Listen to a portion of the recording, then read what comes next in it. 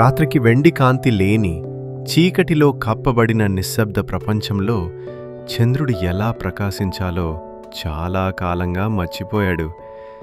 కాని ఒక చిన్న గుడిసెలో వెచ్చగా మరియు ప్రకాశవంతంగా నినో నివసించాడు.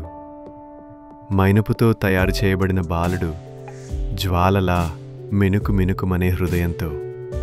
ఒక రాత్రి అతని జ్వాల మరింత ప్రకాశవంతంగా నాట్యం చేస్తుండగా నినో పైకి చూసి, నేను చంద్రుణ్ణి తిరిగి వెలిగిస్తాను అని గుసగుసలాడాడు.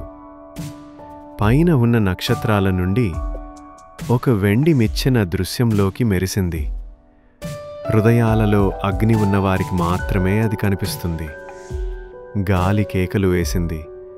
అది అతన్ని గాలిలోకి ఎగరవేయడానికి ప్రయత్నించింది. అతని మైనపు కాళ్ళు వణుకుతున్నాయి.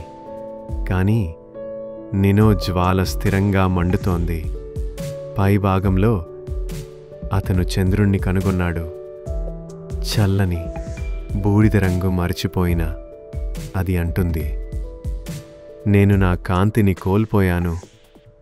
నినో మోకరిల్లి తన వత్తిని చంద్రుని గుండెకు తాకించాడు.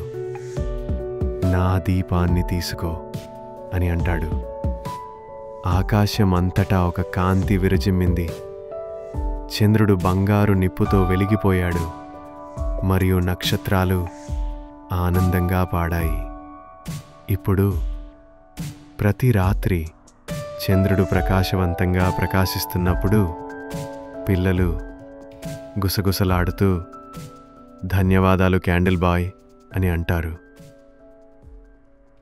Don't forget to like, share and subscribe. Thank you for watching.